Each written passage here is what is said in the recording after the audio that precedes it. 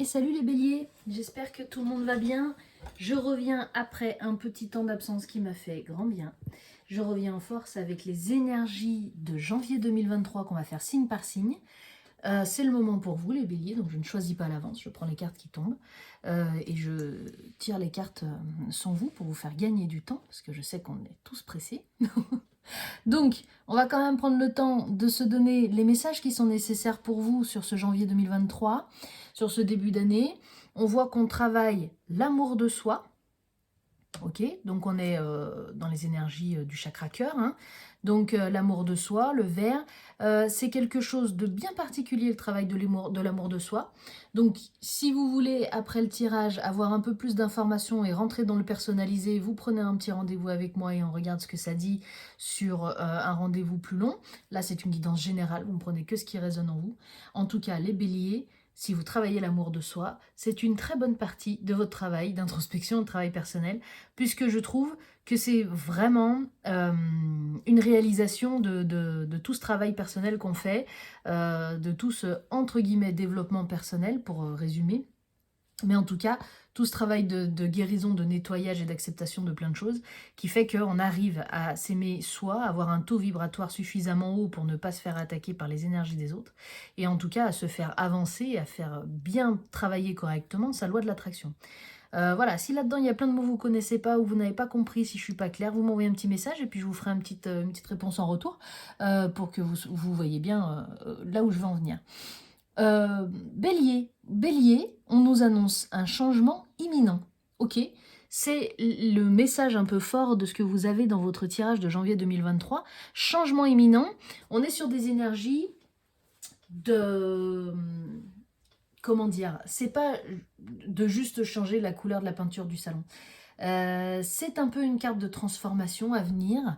Imminent, vous savez bien ce que ça veut dire, on est sur quelque chose d'assez rapide, mais cette énergie-là, j'ai l'impression que c'est un changement que vous attendez depuis longtemps. Ok, c'est le ressenti que ça me donne. Alors, pas à chaque fois sur chaque lecture, mais ici, c'est un petit peu ce que ça me donne, avec une force solaire, une force euh, combative comme vous pouvez l'avoir dans votre signe, plutôt fonceur, fonceuse, combatif, combative, plutôt très courageux aussi parce que vous êtes aussi beaucoup comme ça les béliers et il y a un côté un peu fougue qui est aussi dans votre tempérament où vous pouvez parfois être un petit peu comme ça, on le verra plus tard dans les autres cartes.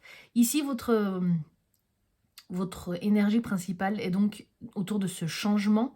Ça peut être un changement intérieur, émotionnel, mental, un schéma, une émotion, une relation, ça peut être tout et n'importe quoi, c'est à vous de savoir de quoi on parle, et vous allez le savoir normalement si le message est pour vous. On vous parle d'acceptation, ça veut dire que peut-être ce changement-là, il va falloir le digérer, l'intégrer, savoir lâcher prise sur certaines choses, ne pas essayer d'avoir le contrôle sur des choses qui ne sont pas contrôlables. Si vous travaillez l'amour de soi, il y a forcément du changement qui va arriver, accepter que certaines choses se passent d'une façon ou d'une autre. Ça peut pas, c'est pas forcément quelque chose de mauvais, ce que je vous dis, au contraire. C'est juste que plus vous allez forcer certaines réactions ou certaines choses, et plus vous allez vous faire un peu du mal, il n'y a pas besoin. Ce changement est sur votre chemin pour quelque chose. Donc soyez dans l'acceptation de ce qui est en train de se passer pour vous, parce que visiblement, ça a tout l'air d'être une évidence. Ça veut dire aussi que vous savez au fond de vous que ce changement est nécessaire, que vous savez au fond de vous que cet amour de soi est quelque chose qui va vous porter. On est vers des énergies très enveloppantes. Voilà ce que j'ai à dire, dans le sens où je ne suis pas dans le doute de ce que je suis en train de faire ou de ce qui va m'arriver. Je sais que je suis sur le bon chemin. Il faut juste que j'accepte de me rendre compte que peut-être je peux m'aimer, peut-être je suis un ou une bélier qui peut s'accepter tel quel et qui peut ne pas avoir l'intention d'écouter ce que les autres disent de lui ou d'elle. Ce changement, c'est moi, ça fait partie de moi. Je suis dans l'acceptation de tout ce qui m'arrive et merci là-haut. Vous avez dans le tarot zen une indication de deux choses bien différentes. Vous avez encore une fois cette chose qui nous annonce l'ajournement, cette carte pardon, qui nous annonce l'ajournement, avec cette chose très marquée dans les colorations. Ici, vous avez le noir et blanc et vous passez à la couleur. L'ajournement, c'est la fin de quelque chose. C'est ici une énergie pour moi de vous qui mettez fin à. ok? Ça n'est pas une rupture, ça n'est pas une carte de fatalité où on sent que les choses s'arrêtent avec violence ou etc. L'ajournement, c'est bon, j'arrête. J'arrête de lire ce livre parce qu'il n'est pas intéressant, j'arrête de partir en vacances avec ces gens-là parce que ça ne me plaît pas. Ça peut être X choses.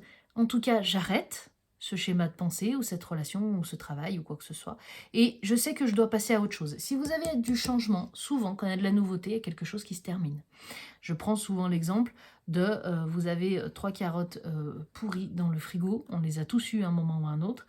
Vous allez les garder en vous demandant mais si j'en fais quelque chose, on ne sait jamais. Et puis la semaine d'après, vous achetez de nouvelles carottes et vous les jetez, vous ne vous posez pas la question. Elles ont moisi, elles sont en train de faire moisir le reste. C'est l'image, elle est là. Je laisse partir ces carottes moisies parce que j'ai besoin de mettre des nouvelles carottes. Ok ? Si c'est pas de la carotte, c'est de la courgette, vous adaptez à ce que vous aimez manger. Mais en tout cas, c'est l'image qui est intéressante dans le sens où j'en termine avec quelque chose. C'est terminé. On n'est pas forcément dans la tristesse, ok ? Mais on est dans quelque chose où je suis pas les sourcils froncés, je suis apaisée et je regarde vers l'avenir, ok ? Vous avez besoin de mettre un petit peu plus de clownesque. Je sais pas si ça existe, mais j'aime bien ce mot. Un peu plus d'espièglerie dans ce qui se passe en vous. Craquez un petit peu votre slip, les béliers, c'est un peu ce qu'on veut vous dire. Vous avez cette sincérité au fond de vous, vous avez ce fuego un petit peu, cette force rapide. Vous avez parfois ce sentiment un peu de savoir un peu mieux que les autres sur certaines choses. Vous avez un peu ce ressenti pas de colère, mais vous pouvez écouter vos émotions et parfois vous laisser emporter comme d'autres signes, parce que vous êtes humain, je vous rappelle, malgré tout. Cette espièglerie, elle est là pour vous dire, prenez du recul, mettez un nez rouge et vous allez voir que les choses peuvent se passer différemment. Regardez les choses d'un autre angle. Mettez-y un peu plus de fantaisie. Ok, le message, c'est ça. Mettez-y de la fantaisie. Mettez-y des ballons de couleurs, des guirlandes lumineuses, des machins. Les choses n'ont pas forcément besoin d'être carrées, rectangulaires ou comme vous l'avez décidé. Les choses se font comme elles se font.